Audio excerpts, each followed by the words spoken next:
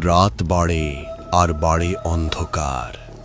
যে গল্পগুলো আমরা দিনের আলোয় এড়িয়ে চলি, সেই ছায়ারা কথা বলতে শুরু করে মাঝরাতে। অজানাকে জানার ভয় আর অশরীরীর নিঃশ্বাস।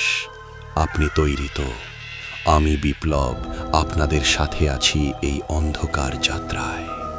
আপনারা শুনছেন প্রেত স্পন্দন। প্রতি বুধবার ও শনিবার ঠিক রাত 10টা আমি হাজির হয়ে যাব আপনাদের ভয়ের সুরসুরি দিতে। তাহলে শুরু করা যাক আজকের ঘটনা, আমাকে বাড়ি পৌঁছে দেবে। এই ঘটনাটা আজও ফিসফিস করে বলা হয় পশ্চিমবঙ্গের বর্ধমান জেলার এক ছোট গ্রামে। গ্রামের নাম আমি বলবো না, কারণ আজও সেখানে অমাবস্যার রাতে মানুষ নিখোঁজ হয়। ঘটনাটা 2016 সালের। ছেলেটার নাম ছিল সৌম্য। সৌম্য ছিল একদম যুক্তিবাদী।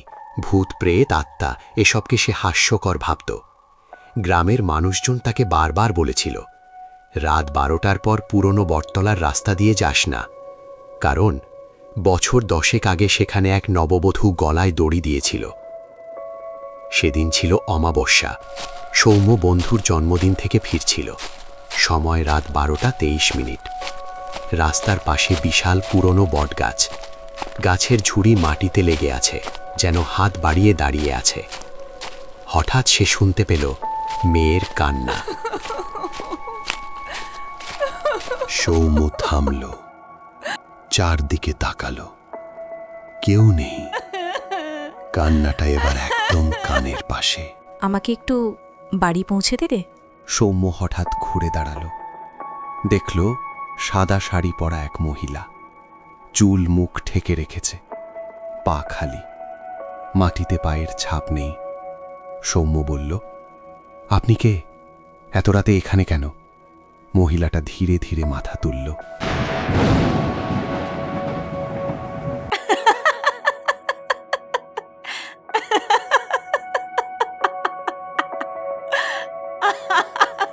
তার চোখের মনি নেই, পুরো সাদা।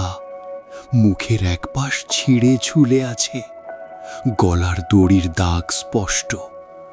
আর সবচেয়ে ভয়ঙ্কর, তার মাথা আস্তে আস্তে উল্টো দিকে ঘুরে গেল। সৌম্যের বুক ধড়ফড় করতে লাগল।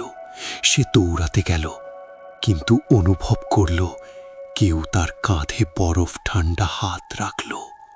যেখানে ফেলে গেছিল সেখানে নিয়ে চল। হঠাৎ চারপাশের বাতাস ভারী হয়ে গেল। গাছের ঝুড়িগুলো নড়তে লাগলো। মনে হচ্ছিল সবকিছু তাকে জড়িয়ে ধরবে। সৌম্য প্রাণপণে দৌড় দিল, কিন্তু যত দৌড়ায় ততই একই বটগাছের সামনে ফিরে আসে। হঠাৎ সে দেখল গাছের ডালে কয়েকটা ছায়া মূর্তি ঝুলছে। সবাই সাদা শাড়ি পরা, সবাই একসাথে ফিসফিস করছে, ফিরে আয়। সৌম্য চিৎকার করে অজ্ঞান হয়ে পড়ে যায়। পরদিন সকালে তাকে গাছের নিচে পাওয়া যায়, অজ্ঞান, মুখে ফেনা, শরীর ঠান্ডা, কিন্তু তার গলায় হালকা দড়ির দাগ। আর ভয়ঙ্কর ব্যাপারটা হলো, সৌম্য সেই ঘটনার পর আর স্বাভাবিক হয়নি। রাতে সে উঠে বসে থাকে, দেয়ালের দিকে তাকিয়ে ফিসফিস করে, ও এখনো দাঁড়িয়ে আছে আমার পেছনে।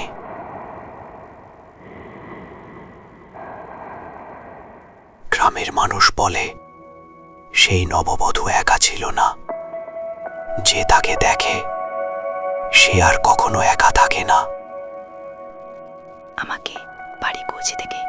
এই সত্য ঘটনাটি যদি ভালো লাগে অবশ্যই লাইক, কমেন্ট এবং শেয়ার করে পাশে থাকবেন। আর এই ধরনের প্রতিনিয়ত সত্য ঘটনা পেতে ফেসবুকে ফলো এবং ইউটিউবে সাবস্ক্রাইব করে দেবেন। আপনারাও ঘটনা শেয়ার করতে পারেন। ঘটনাটা সুন্দরভাবে লিখে আমাকে ইমেল করতে পারেন। ইমেল আইডি ডেসক্রিপশনে পেয়ে যাবেন। ধন্যবাদ। আজকের মতো টাটা। আবারও ফিরে আসব নতুন কোনো ভৌতিক সত্য ঘটনা নিয়ে। ততক্ষণ সবাই ভালো থাকবেন, সুস্থ থাকবেন।